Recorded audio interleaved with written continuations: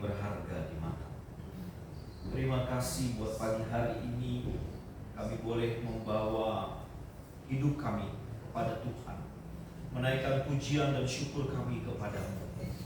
Betapa kami bersyukur sebab Engkau memberkati kami juga. Saat ini Tuhan, kami hendak mendengar sabda firman. Berbicaralah kepada setiap kami ya Roh Kudus. Ajar kami melalui kebenaran-Mu, dan biar Engkau mengubahkan kami melalui kebenaran itu. Bapa di surga, berkatilah kami.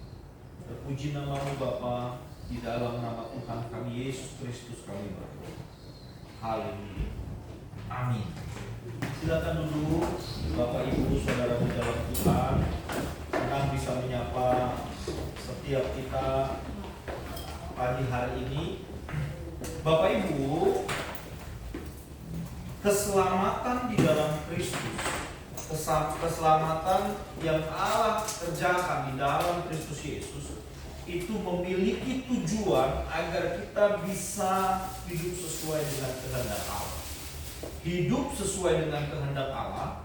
Di dalam Roma pasal 12 ayat yang kedua dikatakan, apa yang baik, yang berkenan kepada Allah, dan yang sempurna.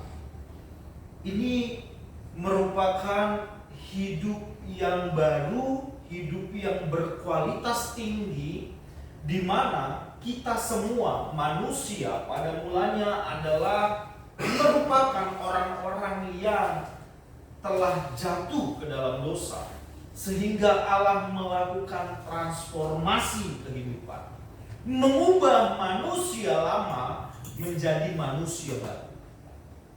Itulah panggilan Kristen kepada setiap kita, sehingga seharusnya kita benar-benar berbahagia sebab Allah ingin mengubahkan kita menjadi manusia baru. Amin. Amin. Itulah sebabnya Roma pasal 12 ayat yang kedua dikatakan demikian. Janganlah kamu menjadi serupa dengan dunia ini, tetapi berubahlah oleh pembaharuan budimu, sehingga kamu dapat membedakan manakah kehendak Allah, apa yang baik, yang berkenan kepada Allah, dan yang sempurna. Pembaharuan budi menjadi tujuan dari keselamatan. Amin. Pembaharuan budi menjadi tujuan dari keselamatan. Pembaharuan manusia batiniah menjadi tujuan dari keselamatan. Keselamatan digelar oleh Tuhan. Dia mati di atas kayu salib, darahnya tercurah, dia dengan rela menyerahkan nyawanya, bukan supaya kita lebih diberkati, bukan supaya kita punya harta yang berlimpah-limpah, bukan supaya sekedar sakit penyakit kita disembuhkan. Tetapi yang harus kita pahami, sakit penyakit yang disembuhkan adalah hati yang memberontak terhadap Allah dipulihkan, sehingga kita menjadi manusia yang baru. Amin. Berarti kita menjadi mulia. Berarti kita menjadi manusia yang agung. Yang di dalam Yohanes 10 dikatakan kita memiliki hidup berkelimpahan. Hebat sekali, bukan? Nah, orang mengambil potongan-potongan penggalan ayat Alkitab, hidup berkelimpahan, lalu otaknya duniawi begitu ya. Berkelimpahan dipikirnya uang, harta, jabatan, lalu ketiadaan masalah. Bukan itu. Masalah terbesar di dalam hidup kita adalah manusia lama kita yang masih ingin berkuasa. Itu masalah terbesar. Makanya kalau orang tidak mau berubah, atau lebih tepatnya diubah oleh Allah, dia akan tetap bergelimang atau hidup nyaman di dalam dosanya, hidup nyaman di masa lalunya. Seperti itu Bapak Ibu. Di dalam Roma 12 ayat 2 ini, kata berubahlah itu menggunakan kata transform, yang dalam bahasa Yunaninya itu menggunakan kata metamorphose. Kita semua pernah mendengar metamorfosis, gitu ya. Itu menunjuk pada proses perubahan yang panjang dari ulat yang menjijikkan menjadi kupu-kupu yang estetik dan indah. Punya nilai, wah hebat sekali, indah sekali. Tadinya dia ulat menjijikkan, tapi menunjuk pada proses yang panjang. Nah, bukan sekedar tadinya ulat tiba-tiba berubah menjadi kupu-kupu yang indah, tetapi dari ulat ini dia kata kuncinya proses panjang. Itulah sebabnya kita pun punya proses yang panjang ketika kita masuk di dalam karya keselamatan itu. Kata berubahlah oleh pembaharuan budimu, begitu ya, itu menunjuk pada perubahan pikiran. Nah, yang menarik di dalam kekristenan bahwa semua itu bermula dari apa yang Allah kerjakan di dalam hidup kita. Keselamatan bermula dari apa yang Allah kerjakan di dalam diri kita. Dia memberikan anugerah dan kasih karunia-Nya kepada kita. Kita, siapa kita? Kita adalah orang berdosa, tetapi yang dulunya tidak dikasihi sekarang mendapatkan belas kasihan. Amin.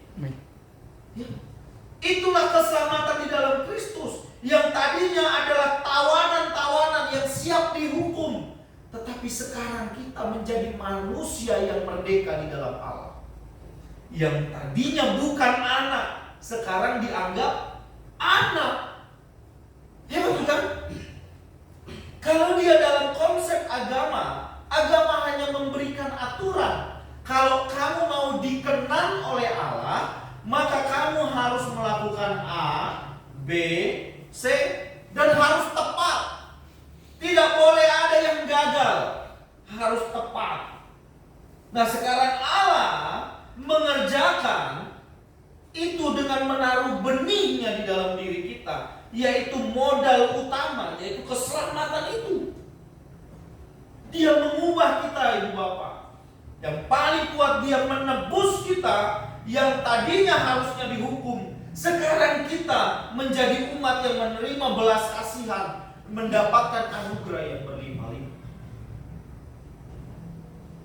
Ini harus menjadi hal utama yang mendasari kita, yaitu anugerah di dalam Allah. Dan itulah seluruh inti berita Injil, bahwa Allah melakukan keselamatan di dalam Kristus. Dan itu anugerah luar biasa. Selanjutnya Allah mengerjakan lewat Roh Kudus yang diberikan, dan juga firman Tuhan yang harus kita pelajari dengan sukacita. Oleh sebab itu menjadi penting bagi setiap kita membaca dan mempelajari firman Tuhan dengan baik. Dan gereja harus menjadi tempat di mana kita belajar firman. Amin. Belajar firman. Harus suka. Sebab inilah harusnya menjadi isi utama kehidupan orang percaya. Orang-orang yang sudah ditebus di dalam Kristus Yesus, isi utamanya adalah ini. Nah, dunia mengecoh kita bahwa isi utama hidup kita adalah ada yang cari uang, begitu kan? Itu jadi isi utama, kumpulin uang. Loh, itu isi yang kedua. Itulah tanggung jawab kita sebagai manusia yang bekerja untuk mencukupi kebutuhan hidup, betul? Tapi yang pertama, kita harus merespon keselamatan yang Allah berikan untuk masuk di dalam proses yang Allah sediakan ini. Karena Allah tidak pernah memaksa. Kalau kita tidak mau, ya sudah, tidak apa. Pekerjaan perubahan itu dikerjakan pertama sekali oleh Allah. Di dalam terjemahan bahasa Indonesia sehari-hari dikatakan demikian di Roma 12 ayat 2 ini. Janganlah ikuti norma-norma dunia ini. Biarkan Allah membuat pribadimu menjadi baru. Ada perbedaan ya. Kalau di dalam terjemahan baru bahasa Indonesia, berubahlah oleh pembaruan budimu. kalimat ini seolah-olah dimulai dari kita. Nanti dulu. Di dalam terjemahan bahasa Indonesia sehari-hari dikatakan, biarkan Allah membuat pribadimu menjadi baru, supaya kita bisa bertumbuh. Itu katanya, kalimat. Jadi Allah yang mengerjakan, Allah lah yang memulai di dalam kita. Persoalannya kita mau atau enggak, itu dia. Dan Allah tak pernah memaksa. Sebab kalau ini sebuah paksaan dan kita mengerjakannya menjadi sebuah keterpaksaan, itu bukan anugerah namanya. Betul ya? Jadi seolah-olah bersyarat begitu. Nah, lalu hal yang patut kita perhitungkan selanjutnya adalah spirit dunia yang ada pada saat ini. Dikatakan di sana, janganlah kamu menjadi serupa dengan dunia ini. Mengapa? Karena Allah dalam anugerahnya juga menarik kita. Dunia di dalam segala keinginannya juga menarik kita agar kita mengikuti jalan-jalan dunia ini. Kesenangan dunia, keangkuhan, keinginan mata dan keangkuhan hidup. Segala dosa yang kita bawa dari masa lalu kita, itu yang menarik kita untuk menjauhi Allah. Sedangkan Allah menarik kita untuk mendekat kepada anugerahnya dan membawa kita di dalam proses untuk membentuk manusia batiniah yang baru, menjadi manusia yang baru. Jelas sekali Bapak Ibu, berarti ada manusia lama. Jelas sekali secara sederhana, ada yang lama, ada yang baru. Salib hendak menggeser ini. Maka dari situ Allah, dari sisi Allah, Dia memberi anugerah. Dia memberi Roh Kudus. Dia memberi Injil. Ini yang utama dari modalnya Allah. Ini modalnya. Loh, kalau ini nggak dipakai, kita nggak mau terima ini, Allah nggak maksa. Berarti kita masih senang di sini, betul? Ini dengan segala manusia lama itu kita lah ya. Kita itu punya masa lalu. Disinilah ada dosa, kesalahan. Lalu setiap manusia itu lahir membawa gen.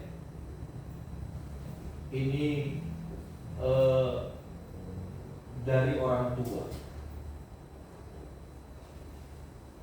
Lalu ada sistem pendidikan. Lalu ada di mana kita hidup, sosial, lingkungan sosial.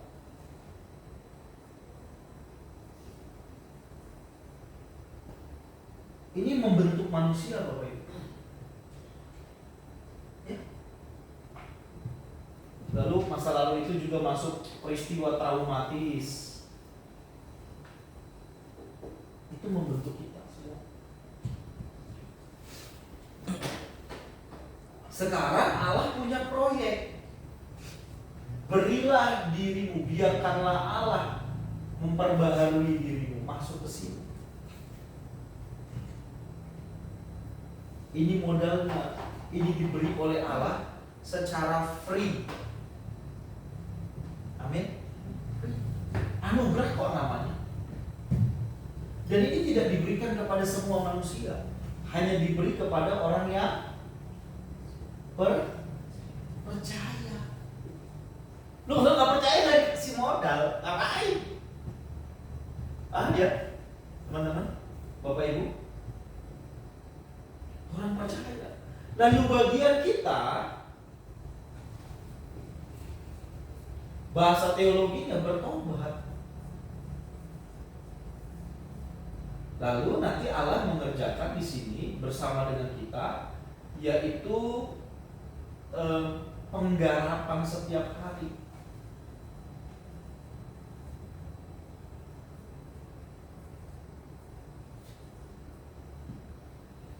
di dalam arena hidup kita. Begitu. Jadi inilah proyeknya, mengubah manusia lama menjadi manusia baru. Tapi yang saya jelaskan ini masih bersifat teoritis. Kalau nggak mau kita kenakan, halo, ini teori ini. Dan teori ini nggak punya kekuatan apa-apa. Tapi kalau kita nggak pahami teorinya, praktek dalam hidup kita juga menjadi celaka. Paham? Teorinya harus tahu, baru kita mengenakannya bagaimana. Pembaharuan budi itulah arena dari penggarapan setiap hari, supaya kita punya pola pikir yang baru. Karena di sini, di manusia lama kita ini membuat pola pikir atau pengertian atau nilai-nilai sama. Allah juga ingin membentuk ini di sini, pola pikir, pengertian, nilai-nilai. Apa yang kita hidupi di manusia lama kita itu nilai-nilai yang sudah kita yakini, yang kita bawa dari gen orang tua kita, yang kita bawa lewat pendidikan dan lingkungan di mana kita hidup. Itu kita yakini sebagai kebenaran, sehingga kita bawa seumur-umur hidup kita. Dan itu masuk di dalam masa lalu kita. Kita bawa. Contoh, kalau tidak punya uang, mau mati rasanya. Oh ya, kalau nggak punya uang memang mau mati rasanya ya. Gitu ya. Sehingga kita banting tulang, peras keringat. Nggak ada semua itu padahal ya. Banting tulang, peras keringat kayak gimana? Kita harus cari uang mati-matian. Gitu kan? Cari uang salah enggak? Enggak. Kalau halal, betul enggak? Kok cari uang jadi salah, lalu saya makannya bagaimana? Makan gitu kan? Tapi kalau itu menjadi satu nilai yang diyakini, kamu harus kumpulin uang, cari uang, maka kita menghalalkan segala cara untuk mendapatkan uang. Betul? Zaman sekarang, orang dunia punya nilai, meletakkan nilai. Kalau jomblo itu bagaikan air. Maka anak-anak remaja sekarang berlomba-lomba harus punya pacar. Kenapa? Aduh, saya jomblo. Apalagi kalau usianya udah 30 tahun ke atas, kayak kena kutuk gitu loh. Makanya tidak sedikit gereja yang mengajar melepaskan kutuk. Apa itu? Apa ya kutuk dulu? Kutuk jauh-jauh lah. Kita kayak pesugihan jadinya. Lalu pelepasan kutuk resesi ekonomi. Itu pelayanan dari tahun 90-an sampai tahun 2023. Tahu saja begitu, pelepasan kutuk resesi ekonomi. Lu dunia aja. Indonesia bisa survive aja udah bagus. Dunia aja pada anjlok ekonominya, betul gak? Kok kita masih pelepasan kutuk resesi ekonomi? Karena nilai yang ditaruh adalah kalau kita percaya kepada Yesus, maka ekonomi kita berubah. Maka kita memperlakukan Tuhan seperti bankir, seperti kreditur begitu, yang bisa mengirimkan kita uang. Yang penting kita mengembalikannya dalam bentuk perpuluhan. Apaan sih? Nah, ayo Bapak Ibu, teori ini kita kenakan di dalam hidup kita. Kita pahami bahwa setiap hari Allah ingin memperbaharui kita, katakan amin. Setiap hari Allah ingin memperbaharui kita. Persoalannya kita mau nggak? Template-nya dikasih dari sehari ke sehari. Manusia lahiriah kita memang semakin merosot, tapi manusia batiniah kita diperbaharui dari sehari ke sehari. Itu loh. Diberi anugerah udah pasti. Selamanya ku ingat kebaikanmu yang telah kau berikan pada diriku. Gitu kan? Ada lagi lagu bilang, Ingat kasih-Nya, ingat kebaikan-Nya dan anugerah-Nya, selamatkanku, gitu kan? Itu bukan cuma diangan. Ingat-ingatan akan kasih Allah itu harus merasuk sampai ke dalam batin kita, sehingga kita mengingat. Siapa yang menelpon saya? Sebentar ya Bapak Ibu, lebih baik dimatiin aja. Ribet sekali dia. Orang lagi khotbah dia telepon. Apa nggak gereja dia pergi? Entah siapa itu yang telepon, nggak ada nomornya. Jadi ingatan akan kasih Allah itu harus merasuk sampai ke batin kita, bahwa itu harus menjadi modal dasar bahwa aku dikasihi Allah, aku telah diselamatkan dari dosa, aku diselamatkan dari kebiasaan manusia lamaku. Itu harus kita kenakan setiap hari. Nah kita kan nggak mau ingat itu. Wah, sekolah anak gimana ya? Udah tanggal 1 nih, besok bayaran gitu kan? Kontrakan. Kita ingat itu semua.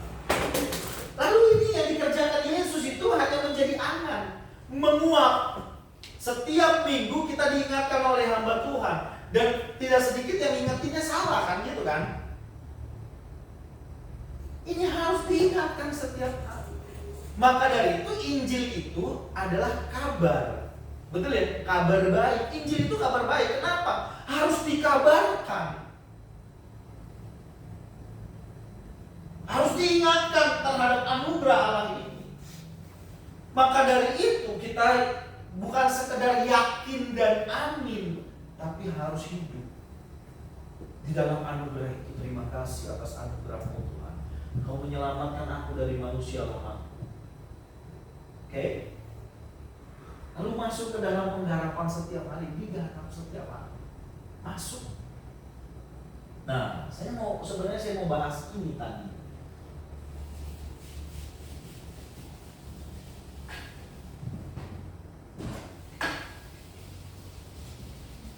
Ya, dihapus sudah dunia.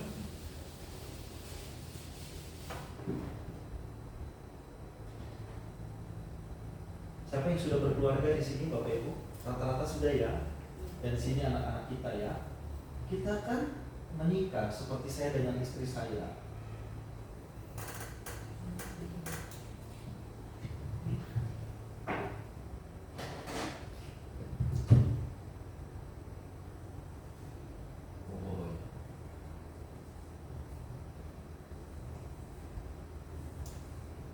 Suami istri. Bagaimanalah mengenakan kebenaran bahwa kita adalah orang yang dibaharui dalam Kristus dalam kehidupan keluarga. Ini menjadi penting. Saya itu punya gen orang tua sama. Di sini juga punya. Lalu saya punya pendidikan. Di sini ada tingkat pendidikan juga. Di sini ada lingkungan sosial.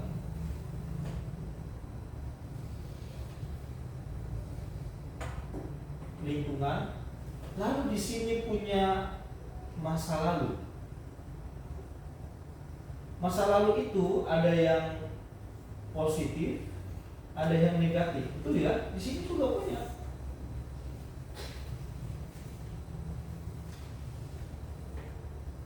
Sekarang si laki-laki dan perempuan ini menyatu di dalam rumah tangga. Dengan membawa ini semua, membawa nilai-nilai, ini juga membawa nilai-nilai yang dia anut seumur hidupnya sampai dia menikah. Sekarang mereka menjadi satu rumah. Betul nggak? Berarti sebenarnya pasangan kita, baik itu suami atau istri kita, itu adalah orang asing yang gak kita kenal. Itulah kekuatan cinta bisa mempertemukan. Hebat ya? Tapi jangan hebat, oh iya cinta itu luar biasa banget. Jangan itu. Ingat mereka orang A. Mereka karena ada nilai-nilai punya kebiasaan.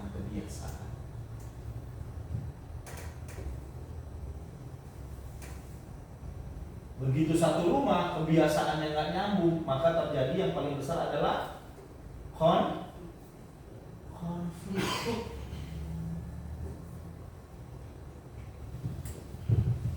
Sekarang kita bilang kita manusia baru di dalam Tuhan. Dengan segala yang saya jelaskan tadi, keselamatan diterima, mendapat anugerah, terus kita diberi Roh Kudus, kita diberi Injil. Berarti ini itu Bapak Ibu, masa lalu itu tidak bisa diubah. Ya, proses kelahiran saya dari orang tua dan istri dari orang tua itu tidak bisa diubah. Memang sudah begitu dia dari sana. Paham? Pendidikan ya sudah kita lewati. Tapi ada tingkatan pendidikan. Ini bukan sekedar bicara gelar. Ada orang pendidikannya tinggi tapi pengertiannya on juga kan gitu ya. Tapi orang yang pendidikan tinggi juga ada yang pengertian yang bagus. Orang yang tidak berpendidikan tinggi tapi lewat pendidikan dari orang tuanya yang baik. Ya seperti orang tua kita kan pendidikannya gak tinggi ya. Tapi kok bisa membesarkan anak dengan baik pada zamannya. Lingkungan dan masa lalu ini gak bisa kita ubah. Lalu yang disebut mengubah manusia baginya adalah pengertian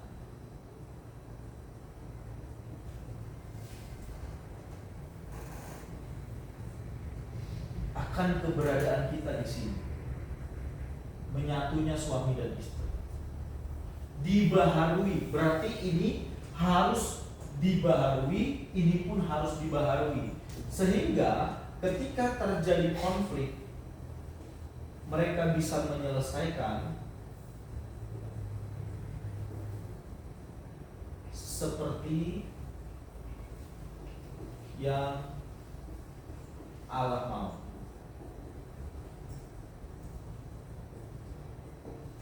Paham? Itu dia. Kita senang sekali bicara tentang perubahan manusia kita sendirian, tapi kita tidak memahami bahwa ada pasangan kita. Nanti dari ini keluarlah anak-anak kita, betul nggak? Ini anak-anak kita menjadi membawa model dari hubungan ini, lalu jadi anak-anak. Apa yang mau saya sampaikan dari sini? Untuk teman-teman saudara-saudara saya yang belum menikah, hati-hati cari pasangan. Sebab mereka adalah orang asing. Kamu tidak kenal pasanganmu sebenarnya. Betul nggak? Hati-hati, jangan pokoknya dia ganteng, dia baik. Ayo kamu harus punya pengertian yang dipimpin oleh Roh Allah untuk kamu bisa menggelar hidupmu. Lebih baik telat menikah daripada salah pilih pasangan. Amin. Yaudah. Karena begitu kamu sudah masuk, kamu gak bisa keluar dengan seenaknya. Itulah jalan kekristenan. Kamu harus tanggung jawab pilihanmu. Oh tapi Tuhan yang kasih. Memang kita gak jodoh. Kata Tuhan, loh kamu yang pilih. Memang kita seperti Adam yang gak punya pilihan lagi. Hanya dikasih Hawa lalu oke. Enggak, memang kita seperti Hawa. Dikasih cuma ada Adam. Enggak. Kan ada banyak pilihan. Kita dikasih otak, betul gak? Dikasih kecerdasan awal supaya kita bisa memilih. Disitulah proses pendidikannya. Hati-hati pilih pasangan hidup orang asing yang tidak kamu kenal, yang punya latar belakangnya sendiri. Maka dari situ, di sini membutuhkan penyesuaian. Seumur hidup.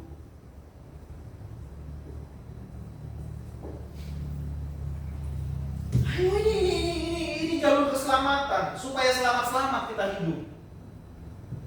Keselamatan hanya dimaknai nanti masuk surga. Yang penting tempatku sudah ada di surga. Pastikan tempatmu.